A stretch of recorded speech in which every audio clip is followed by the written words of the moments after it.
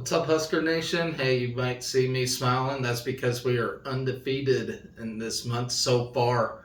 So I'm hoping that we keep that going. But leave it to our football team to run that for us on 31st, right? That's exactly what'll happen. We'll have this undefeated season, and all of a sudden, freaking football will run it. But hopefully, that's not the case. But anyway, what's going on? Hey, don't forget to like, share, comment. Please, let's engage in conversation. With that being said, we'll start off with a bit of shitty news with Ted Carter leaving, our beloved president for the University of Nebraska. He decided to chase some money and go to Ohio State gave him some big, huge offer or something that'll pay him more than what Nebraska does, which really sucks. But he says it's all about the education and blah blah blah, whatever. It's money.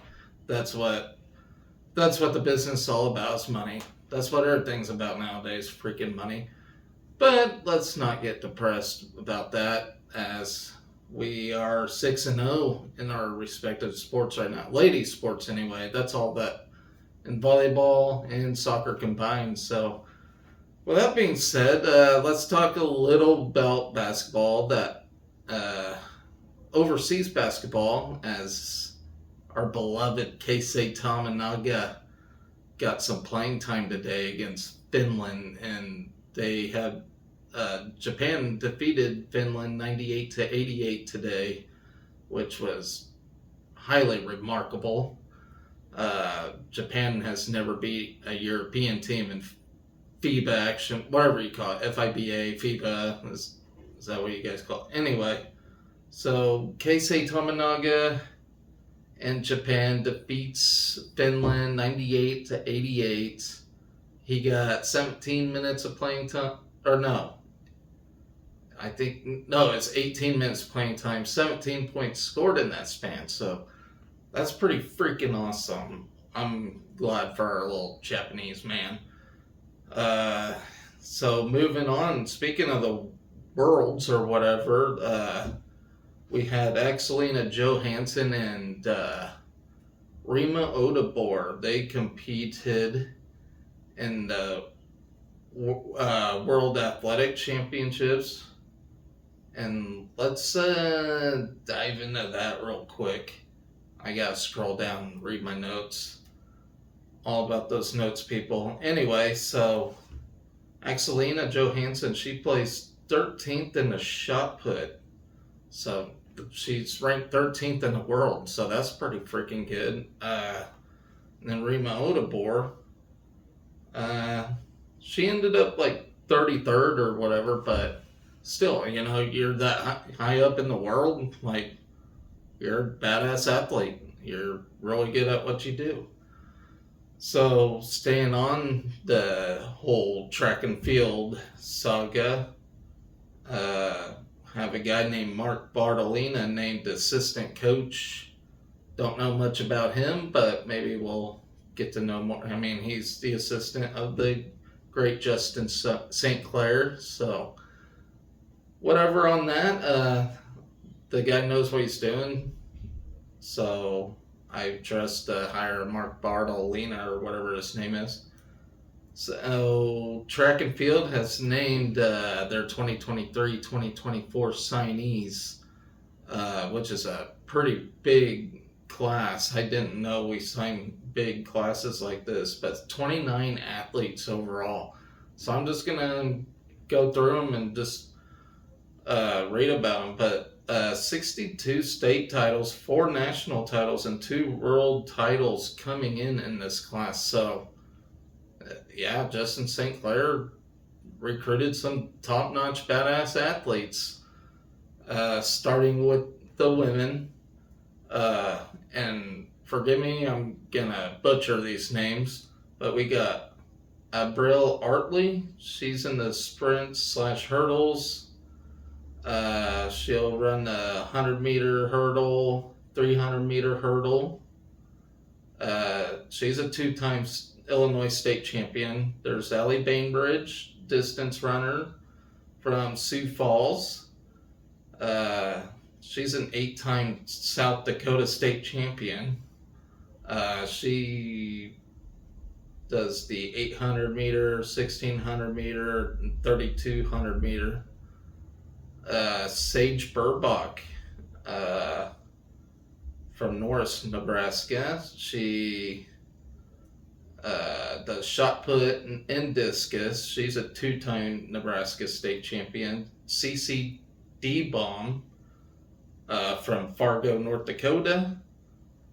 100 meter, 200 meter, 100 meter hurdle, long jumper. She's a 12-time North Dakota state champion. Mind Day Clerk. She is a transfer from the University of Oregon, and I guess she's the headliner of this class. She hails from Welcome, South Africa. She performs a shot put and discus, so she's going to just continue our throwing ways, just like Axelina and Rima. She's going to continue that, it looks like, with the shot put and discus. She's a 2-time world U20 champion, 1-time world U20 runner-up, 1-time world U20 bronze medalist, South African U20 national record holder, yada, yada, yada. She's good. Cami Garabian, she's a transfer from Harvard, from Seekonk, Massachusetts. She'll do the hammer throw and weight throw. She doesn't have really very many accolades. Seven Hicks, person named Seven. Okay. She's a transfer from Illinois State University. She performs in the 60 meter, 100 meter, and 200 meters. Grace Parsons from Columbia, Missouri. She will participate in the 100 meter hurdle and 100 and 300 meter hurdle. Rebecca Picora, transfer from Houston Christian. She's from Milan, Italy. She does the high jump, long jump, pentathlon, and heptathlon. Berlin Schutz. She's a distance runner from Lincoln, Nebraska. She does the 800 meters, 1600 meter, 3200 meter, 3-time state Nebraska state champion. Haley Trotter from Clearwater, Kansas, not too far from my neck of the woods. She will perform 400 meter, 800 meter, and 1600 meter. 7-time Kansas state champion. I don't really keep up high school sports here, even though I live here. But that's pretty cool. I'll hopefully get to watch her some this year or next season, whenever she performs. Ariana Walker sprints. She hails from Illinois State University. She's a transfer from Illinois State. She'll do the 60 meter, 100 meter, and 200 meter. So that's our women's class. So now our men will have Luca Archuri from Park Ridge, Illinois. He'll do the 1600 meter, 3200 meter. Jeremiah Charles from Arlington, Texas. He'll perform the triple and long jump. Malachi Coleman, who's also a player here on our football team. He got recruited football team, so I didn't realize he was doing track as well, but that's cool. He'll do the 100 meter and 200 meter, of course. Do the short distance stuff. Because, guys obviously got speed. Jack Gilogly, he'll do the sprints from Omaha. He'll do the 100 meter, 200 meters. 5-time state Nebraska champion, Nebraska state record holder in the 200. So it looks like we're really recruiting in state with these people, which is great. First rule in recruiting is to win your state. So it looks like we're doing a good job with that. Justin St. Clair, continuing his successful reign here in his second year. We got Max Herman from Marietta, Georgia. He'll do the weight and hammer throw. He's a Nike Indoor National Champion and an Adidas Indoor National Champion. So we got that to look forward to. Again, field events are just king here at Nebraska. You know, we're not so much on the track or running side, but field events we excel at. Mason Kui from Springfield, Illinois. He does the high jump. He's a 3-time Illinois state champion, New Balance indoor national champion. Jalen Lloyd from Omaha. He'll do the 100, 200 meters, long jump, and triple jump. So those guys sounds like a great athlete. He's a 6-time Nebraska state champion and a Nike Outdoor National champion. Then there's Ethan Maggie from Columbia, Missouri. 60-meter hurdle, 110-meter hurdle, and a 300-meter hurdle. So he'll perform in those. Kale Medema. Yeah, I'm sorry, guys. The names and all, I just cannot pronounce them. So he's from Sioux Falls, South. He does the shot put and discus. He's a 3-time South Dakota state champion. There's Cade Moran from transfer from Michigan. He will perform the shot put and weight throw. Gabe Nash. He'll be a mid-distance runner from Sioux City, Iowa. He's a 4-time Iowa state champion. Luke Nolan from Kearney, Nebraska. He does the long jump, the 100-meter, 110-meter hurdle, the 200-meter, and the 300-meter hurdle. He's a Missouri state champion himself. Tyrell Pierce he's a transfer from Knox College. He's from Auburn, Alabama. 200-meter, 400-meter runner, 2-time D3 first-team All-American. Caleb Sharp, who is a mid-distance runner from Jordan, Minnesota. He is a state champion in the state of Minnesota. Jeremiah Smith, another Kansan from Tecumseh, Kansas. He will run the sprints. He's a 3-time Kansas state champion. Bryce Turner from Bay City, Texas. He does the sprints as well. He's a 2-time Texas state champion. Garrett Twitero. He's a high jumper. He's a transfer from Texas Lutheran from McQueeney, Texas. He's a D3 first team All-American.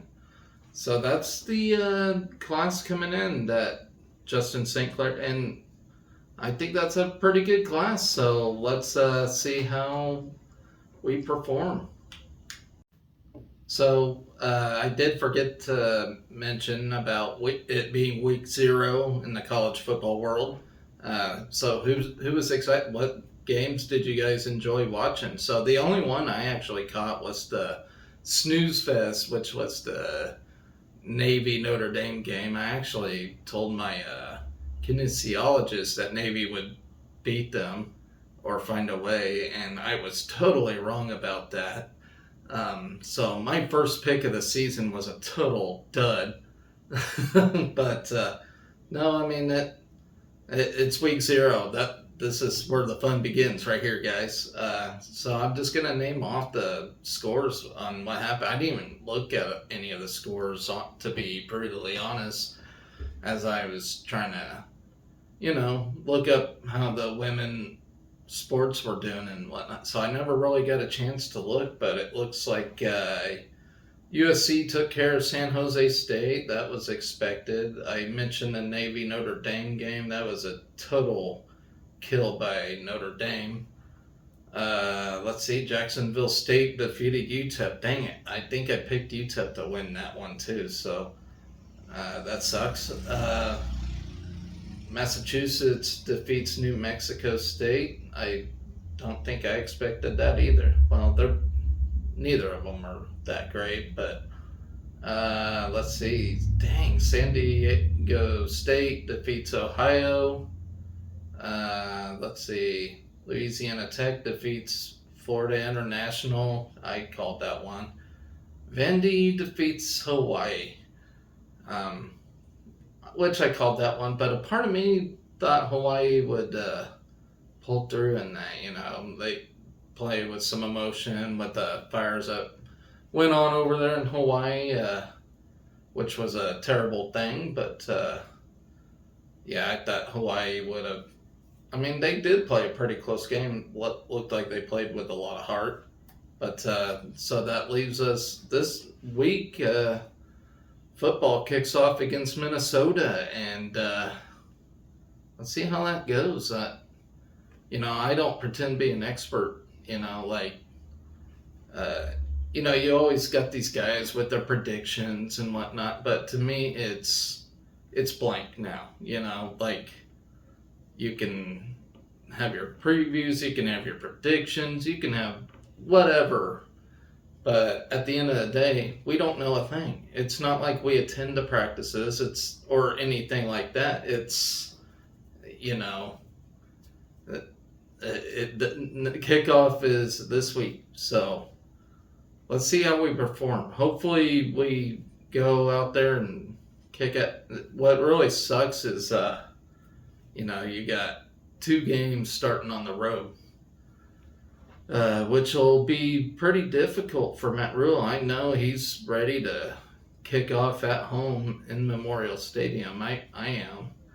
But, we got 2 road games. One in Minnesota, then we got to go Colorado. So it's kind of a grueling ordeal there. But hopefully we can, knock them off. And like I said, I can't really give a prediction. I don't want to really predict at this moment because, we got a new coach. We basically got a new team. But we did finally release our depth chart. So let's kind of look into that.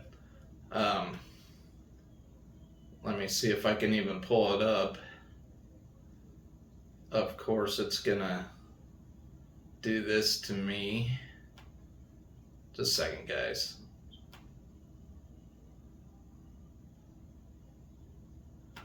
Roster. All right. So I am here with the football roster. So I'm going to start off with defense first. So our cornerback position looks like we'll have Quentin Newsome and Malcolm Hartzog in there. And Malcolm Hartzog, he had a pretty terrific freshman season last year. So, he can only get better from here. Of course, you always got to worry about that sophomore slump. But, I can't complain about this one. Then you got Isaac Gifford in there. Omar Brown and Deshaun Singleton out in the safety spots. So, I can't really complain about that.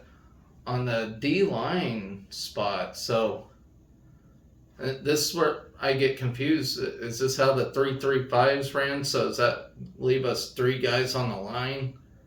That kind of scares me a little bit, to be brutally honest. But so on one defensive end spot, and it of course says D end, but I don't know if they're on the left or the right side. But so our 2 D ends will be Ty Robinson and Blaze Gunnerson.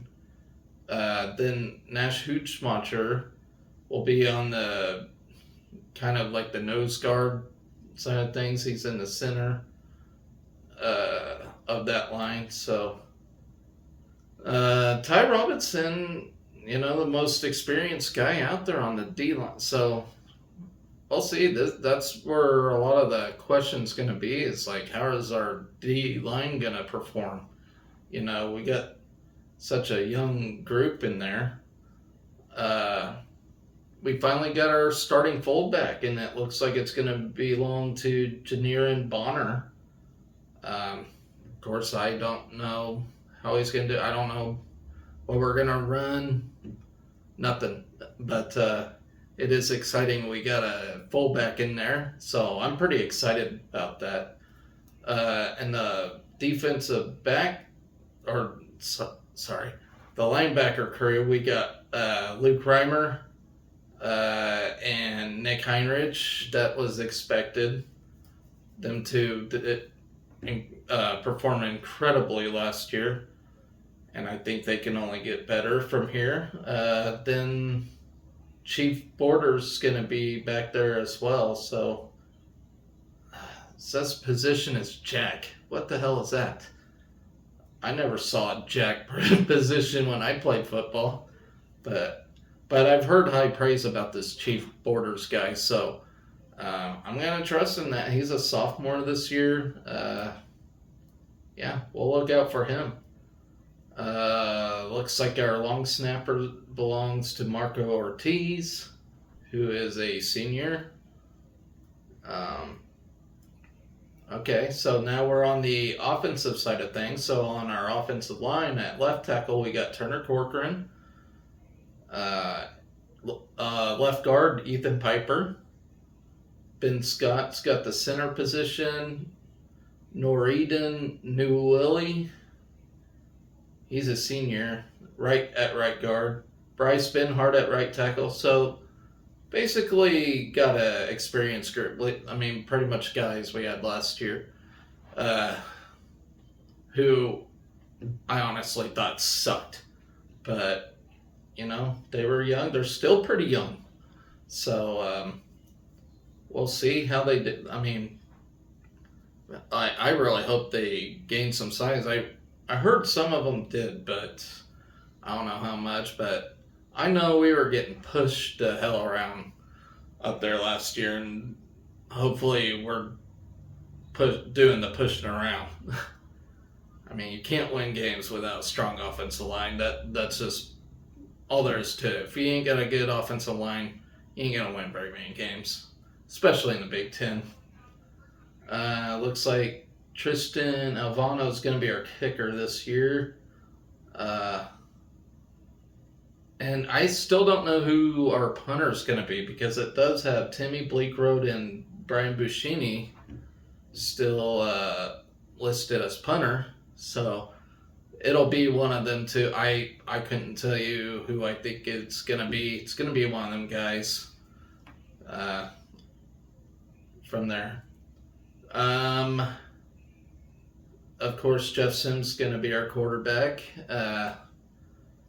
Then Heinrich Harburg and Chuba Purdy in that 2-3 spot. I don't know which one it's which. I don't think it really matters, because Jeff Sims pretty much outmatches them guys. At running back, we got Gabe Irvin. Anthony Grant at that number 3 spot. That's surprising. Ramir Johnson's the backup. Tight end, we got Nate Borker and Thomas Fedone. At slot, we got Billy Kemp, Josh Fleeks, Alex Bullock, Marcus Washington, Isaiah Garcia Castaneda, Ty Hunt. I think that's going to be a really solid group.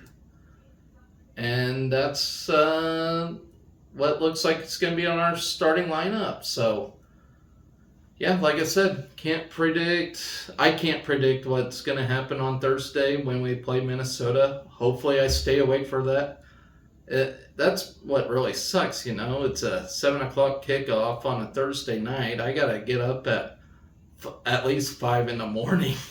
So hopefully I stay awake for that, for Matt Rule's first game. That really blows. College football, all about the money, like everything else. And here we get Thursday night game to kick off the season, and people have to work the next day. But, whatever. moving on. So my wife is on the phone with her parents, and I just heard like this yelling, and I'm just like, oh shit! It was during middle of my football segment, and so I'm sitting there like worried, trying to wrap it up. I went in there and checked. She's fine. When she engages in conversation, sometimes she gets so into it, then it's like blah blah blah blah blah. So nothing to worry about. We're good. Anyway, so I was gonna move on from football, but I forgot there's another thing to cover on that, and that is 6 of our guys are named to the Senior Bowl watch list. Bryce Benhart, Ben Scott, Anthony Grant, Quentin Newsom, Luke Reimer, Ty Robinson. The only one I question is Anthony Grant because he's moved to the 3rd spot in the running back room. And I've heard he can move back up, but, apparently he's been having some, the case of fumbleitis in practice. So, I don't know, maybe he'll get the nod. I mean, he did lead the charge last year, like 918 yards, but we'll see how that goes. But anyway, so we're going to move on to, real quick, to women's tennis. Like I said, you all know, I don't know much about tennis, but, for the sake of things, since hopefully there's tennis fans watching, Maja, is it Maja or Maja? Maja. Let me know in the comments. Pietrowicz. You guys probably get a kick just watching me try to pronounce names, and that's all right. Maybe I'll add ratings or whatever. But anyway, that person transfers in from Arkansas State. Graduate transfer with 1 year remaining. Previously played 4 seasons at Michigan State. This will be her 6th year of competition. And I looked at like her accolades, and the University of Nebraska, they pride themselves on like academic All-Americans and whatnot, which we lead the country in, which is surprising because out of all the Big Ten schools, we rank last academically. But then when it comes to our student athletes, they're like number 1 in the nation in academics. So I don't know what that says, but definitely academically a great fit. But she looks like she's a good player. So we'll see. But then I have a question for all you who understands tennis. Hopefully somebody that likes tennis watches this show, because this show's for you as well. But I do have a question, and please answer in the comments if you know. So, like the whole tennis structure, how it works, like I don't know how it works. But it says there's number 1, number 2, number 3 spots, etc., yada, yada, yada. Like, what's that mean? Like, so in the Big Ten Championship, somebody wins the number 4 spot in the Big Ten. Is that like 4th place, or how's that work? I don't even know how that works. So let me know in the comments. Moving on from that, tennis did announce their fall schedule. So the women's tennis, anyway. So from September 29th to October 1st, they will play at the Baylor Invite. And then September 30th through October 8th. So I don't know how that works. Do they split them up for that? But anyway, so you have the ITA All-American. Then October 12th through the 16th, you got the ITA Regionals. November 1st through the 5th, you got the Alabama Invite. And then to close the fall structure of things, you got November 10th through the 12th at the UNF Fall Invite. But looks like men and women tennis do have their fall lineups scheduled. So we'll see how they do there.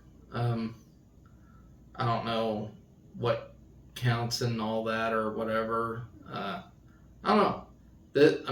Like I said, this show's for you guys too. And I don't know everything. I don't know jack about tennis. So let me know how all that works if you do know. I mean, maybe, maybe not. I'll have a tennis fan watching this. Maybe, hopefully, someday I do. But yeah, let me know how all that works. So now we're going to move on to this weekend's action that occurred. And let me tell you, this is why I'm smiling, because we won some big games. So I'll start off this structure for soccer because on the volleyball side of things, I want to talk about Volleyball Day in Nebraska. So let's start with soccer. So they played a game against Eastern Washington on Thursday. And again, I'm reading notes. I take notes, lots of notes. So first half, we set the tone by winning kickoff. 21 seconds in, Florence Belzile takes the first shot of the game.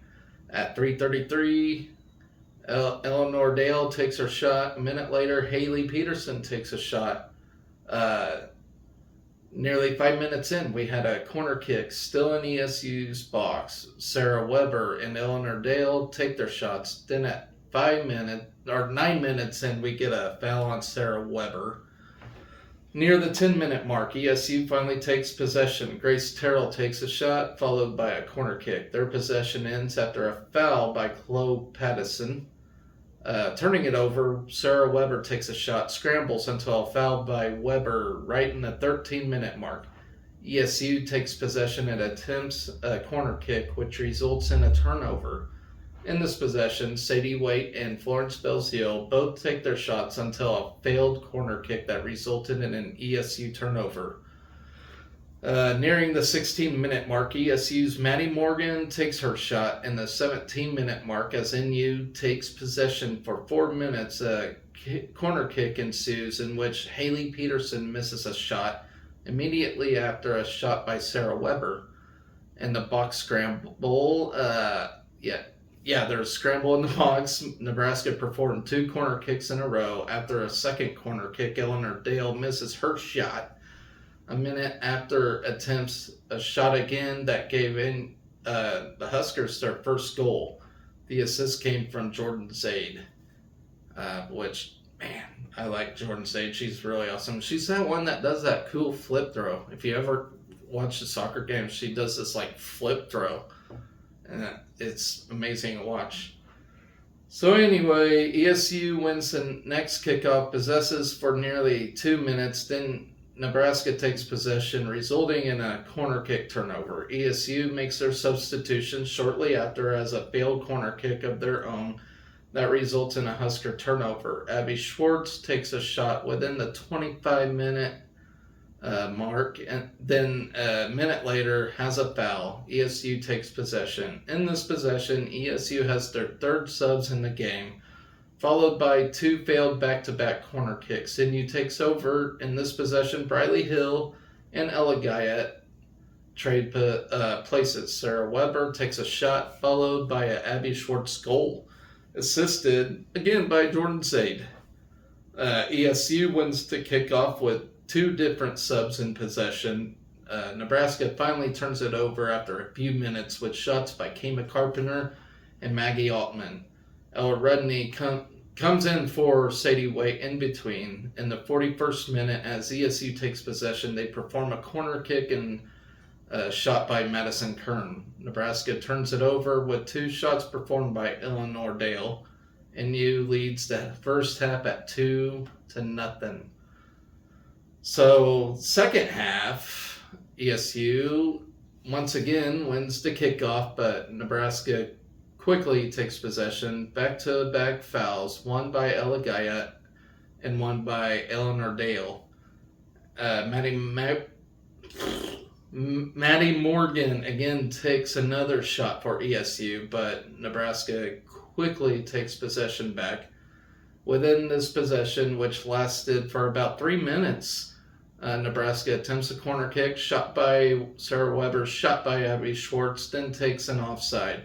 We get the ball back. Sarah Weber takes another shot, then a corner kick, which results in a Nicola Haupt goal, assisted by Lauren Ingram.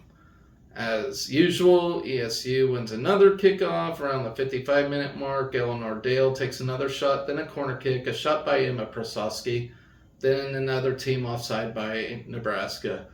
Quickly after the offside, Nebraska regains possession with a goal by Sadie Waite. A pattern of shot attempts and team offsides by Nebraska ensues. Sadie Waite and Kima Carpenter each take their shot attempts. Delaney Walker of Eastern Washington finally takes her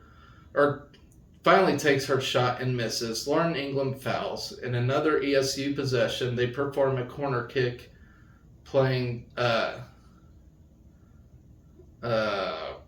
another Maddie Morgan shot and then another corner kick. 69 minutes in, Huskers with the ball. Emma Prasowski takes a shot. Cece Villa finally takes over goalkeeping duties as Sammy Hount gets to rest, along with Sarah Weber as Maggie Altman gets to come in for some playing time. A minute after, Ella Redney gets a goal of her own. 5 minutes later, Emma Prasowski scores a goal. Then a final shot by Maggie Altman to finally end the game, which we won 6-0. So great job by the ladies on Thursday.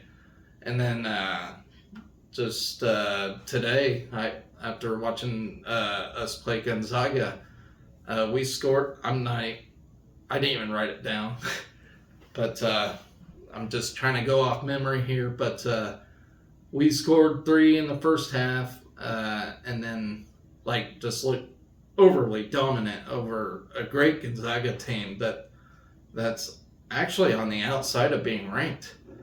And this team can actually score. They scored 9 points one game, 7 another. So they're right now averaging 7 points a game, which is pretty remarkable in soccer. But we held them down to 1. We won this game 3-1 today. Of course, Sarah Weber looked fantastic today. She came alive, which we needed her the most, who is definitely our best player. Eleanor Dale, of course, did a great job. Jordan Say did too.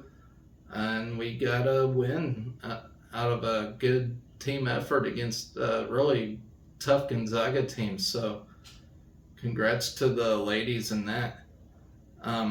But coming up next week, we got Missouri and K-State, and I ain't really got much to say about that. I didn't really study up on them. Just got a lot going on here. But Missouri and K-State, I think they should be winnable, I would think. Of course, Missouri's an SEC team, so they might have more talent, so we'll see. K-State definitely winnable, but hopefully we keep this thing going. Soccer's looking really good. I'm going to look up the rest of their schedule real quick.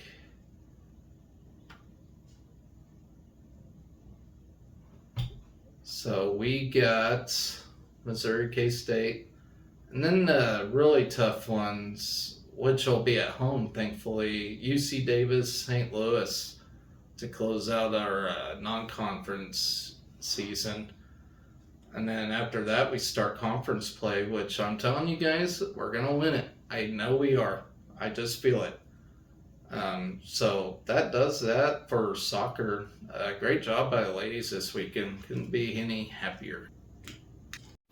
So now, certainly not least, we just wrapped up the Emeritus Players Challenge for volleyball, which was a good start to the season. 3-0 now for the volleyball team.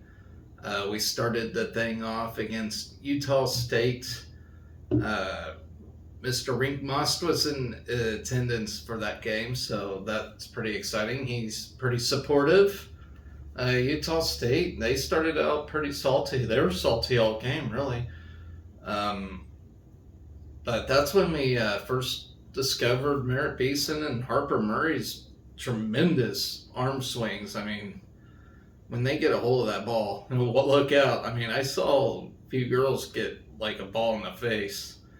No pun intended on that. But Yeah, they freaking remarkable middle blockers. They exceeded my expectations in this whole tournament, if you would. But so Utah State first set, you can tell we were shaking off any bugs and jitters we had. We had our bulk of errors in this one set. We even had 7 errors to Utah State 6. So yeah, we had to shake some things off. I think we were pretty nervous starting the season off, young team, but I think we finally settled in. But then we ended up outkilling Utah State in that set, 12-10. So we took that first set. Then the second set, Utah State outkilled us 11-10, but they had 10 errors of their own, which we had 2. On the third set, we outkilled Utah State 14-9. And again, which won that game was we got fewer errors in Utah State. They really came out to play, though. I mean, they were holding no prisoners in that one. But we got the sweep in that one.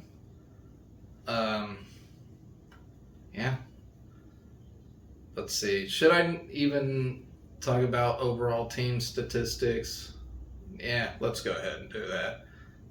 So we won 36-30 on the kills.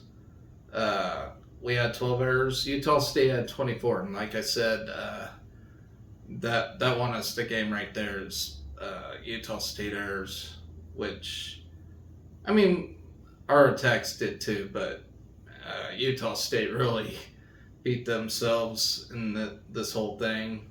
I think even without those errors, we would have won this game, but they out-aired us a lot. Yeah, but they had more attack attempts than we did. They had 99, we had 84. On the set category, we were 33. They had 29 on assists. They had 1 error. We had 0 in that category.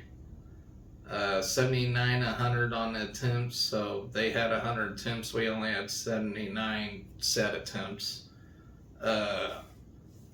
Let's see, on the serve, there wasn't really much on that.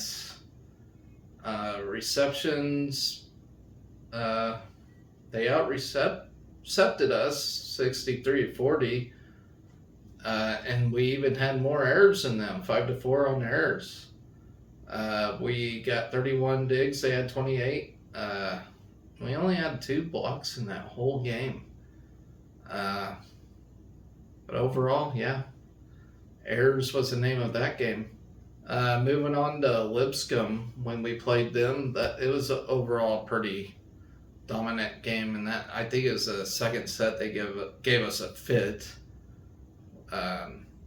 which that seemed to be the whole thing this weekend. Second set against teams were like nail biting. We almost didn't get the sweeps on these teams because of the second set, but somehow we pulled through.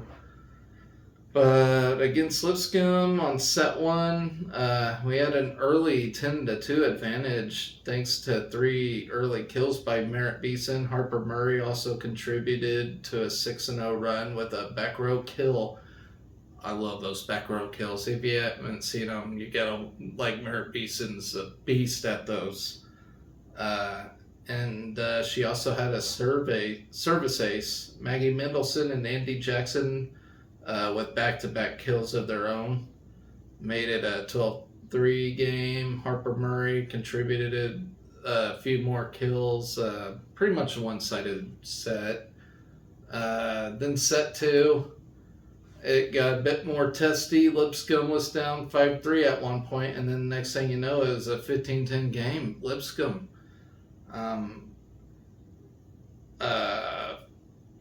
Then there's a media timeout. After timeout, Lipscomb was up 19-13 at one point. But after a kill by Harper Murray, the Huskers decided it's time to quit screwing around and start a push. Merritt Beeson performed 2 kills and an ace serve by Harper Murray, followed by another ace serve by Murray. Finally tied things up at 21. But then the Bisons wouldn't score again. And Ali Batenhorst put them away in that second set. But yeah, it got pretty testy there in the second set.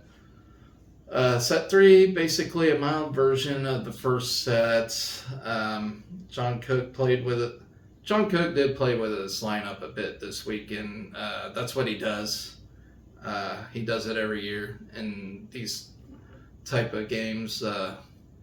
Just to kind of see where his studs are. I think that first lineup we had against Utah State is the best lineup from a viewer's perspective, but I'm not the coach. John Cook is. But yeah, he played with his lineup a little bit. Put Lipscomb away. When you put Lindsay Krause in, we put him away. Like I said, Lindsay Krause's a beast. That she's definitely, I don't know if I would say my favorite player, but she's up there. She's my top 3, I guess. It's kind of hard to tell who my favorite player is on this team. It's such a loaded, stacked team that you just don't know. But yeah, good but not great performance. So the overall team totals in this game, we were 42 to the Bison's 22 kills. 12 to 14 on errors. So, they only got 2 more errors than we did in this game on the attack side of things. Let's see. We had 38 assists. The Bisons had 22 of them. They had more attempts on the setting side of things than we had. Wow, this one I didn't know. They out-served us on the aces. They got 5. We only had 4 that whole night. So, wow. They do have a good server. I forgot her name. I wish I could remember it so I can give her a little shout-out. But, yeah, 4 and 5 on aces. Of course, they out-aired us. Let's see. I'm trying to find what else is a amazing stats. 38 and 25 on dick. So Lipscomb gave us a testier game, testier than I thought they would. So, good job on them, putting us on our toes. And then finally today, which I actually got to take notes of this entire game against SMU, so it'll be a longer read, but bear with me on that. So we played SMU. Ali Batenhorst's sister played for that team, so that was pretty exciting. There's fans wearing Team Batenhorst shirts there and everything. That's what I love about Nebraska. They take that shit in. But anyway, so first set, let's see. Oh.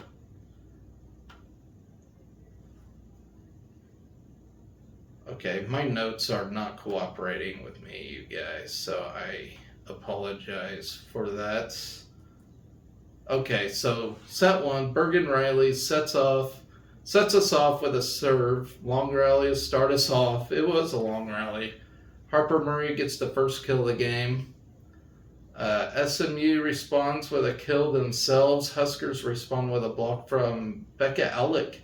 Harper Murray with a service error, 2-2. Lindsay Krause spikes the ball wide immediately after SMU responds with a service error. We're tied at 3-3. Lil Nuggie gets her first 2 service aces of the year on her third serve, and Jackson makes a block to make it 6-3.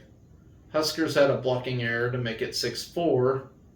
SMU has an attack error, 7-4. Then, after a free ball gifted by SMU, Harper Murray had a nice backside kill. After that play, the Huskers had an attack error.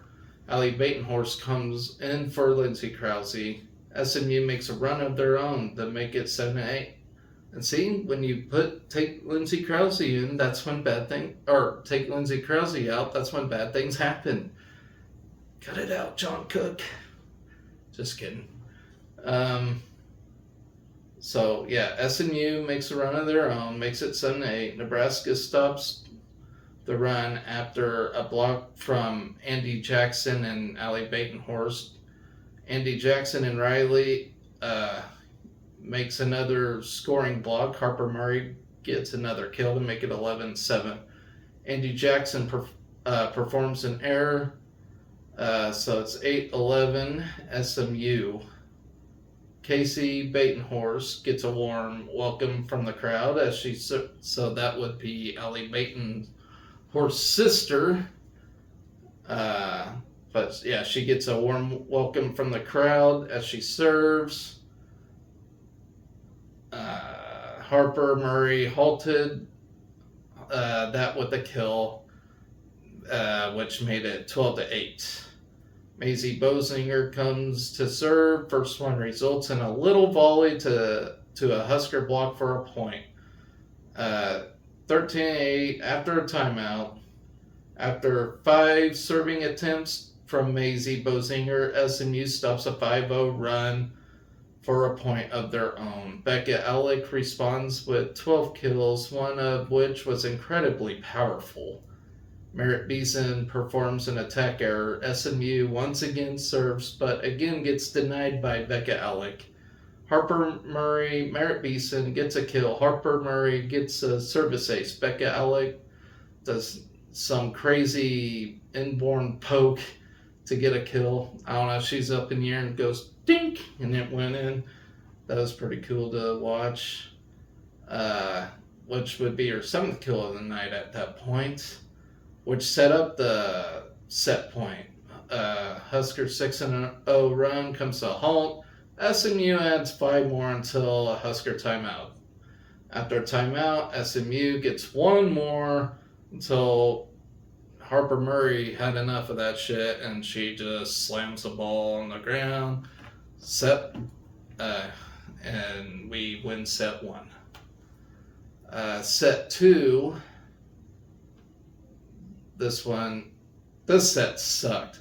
But anyway, to start this set, my Big Ten Plus account was doing some wonky things. I don't know if your guys' was. But, so I basically missed the first point of the game. But when it came back on, I immediately witnessed a Merritt Beeson kill to make it 2-0. After a 3-0 run, Bergen Riley gets a service error, setting up a 4-0 SMU run. Merritt Beeson ties the set. So basically, I'm not even going to read this whole thing. It was back and forth. We were finally tying it up, but then before we can take the lead, SMU would... This happened all the way up until, like, it was 23-all or something like that, and nail biter averted. We got the set point on that one, but we really struggled in that second set. So then set 3 was more one-sided, going our way. It was a pretty crazy. It was like a minute-long rally to start this one off. Becca Alec gets a block for a point. I don't know. I can go on and on, but I'm not even gonna read it all off here. We finally beat SMU in that, like, 25-15. So I think after that second set, SMU got pretty winded. Their spirits were down, and finally took third set. But they gave us a hell of a test that game, and so then after all that, since it was like a tournament, we actually had like some award ceremony afterwards. which we took home some hardware, it looks like, and I'm going to look it up, like who won what. Just to give some players a shout out here. So, okay. So the Emeritus Players Challenge All Tournament team. So, looks like Delaney Smith from Lipscomb, Natalie Purdue from SMU. That was a girl that she was freaking testing us today, but we finally overcame her. Kennedy Boyd from Utah State, Shelby Kaplanch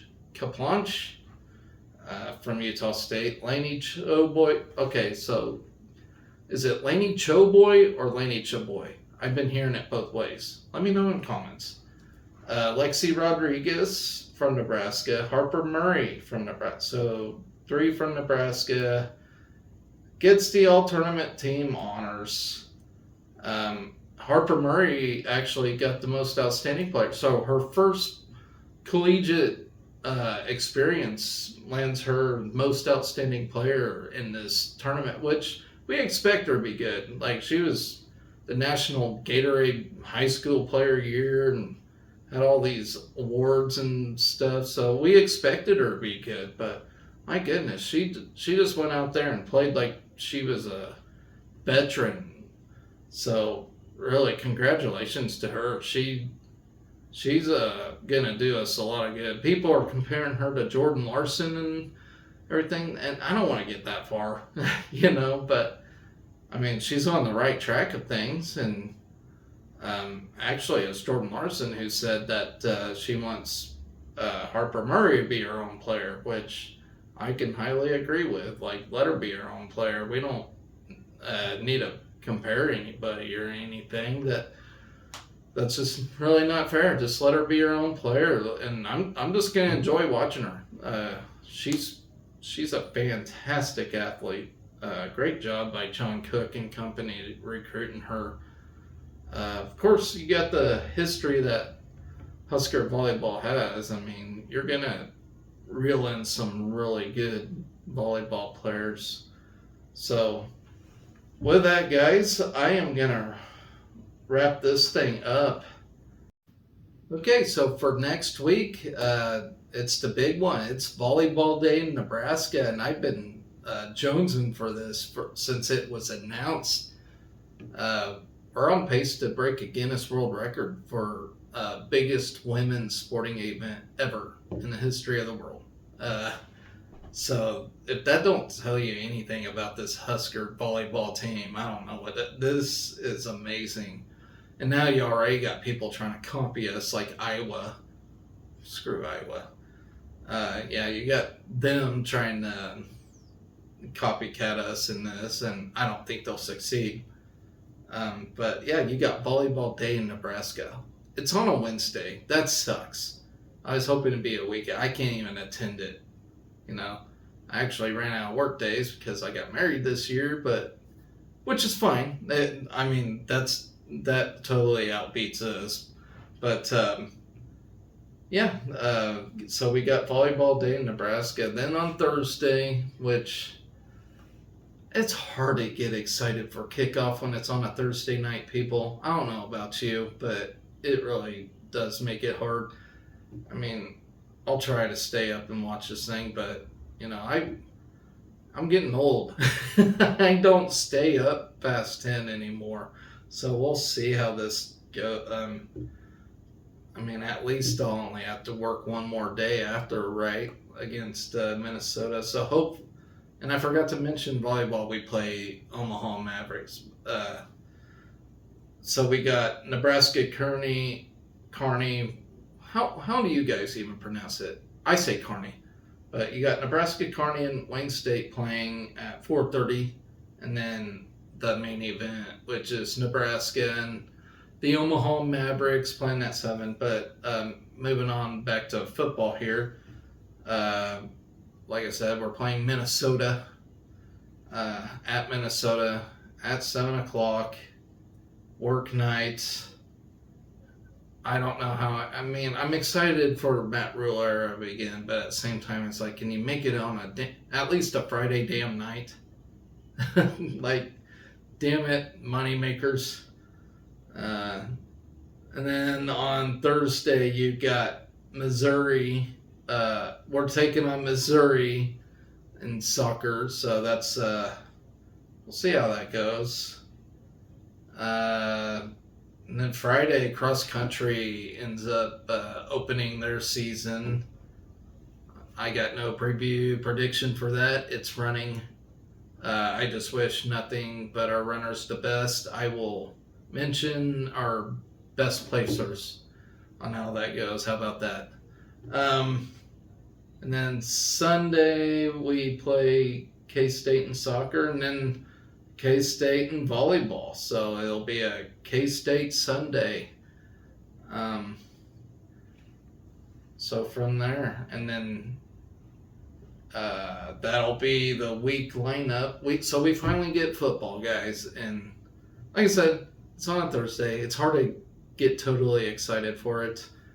But, I think we do get a 3-day weekend at least. So I just have to survive one Friday at work after a long night. So definitely won't be no beers drank during this game. I'll probably want to drink beers, but I can't because I got to get up. But hopefully we just win that thing and I don't have to drink any beers. How about that? So with that, guys, I'm going to end this thing.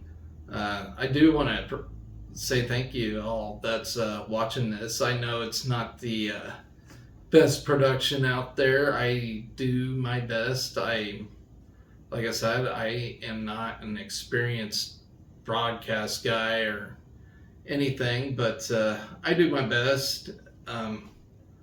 Hopefully we get better at this, and ain't got much more to say after that, but like I said, I do want to say thank you to all that subscribe and like the show and everything. It really helps a lot. It means a lot.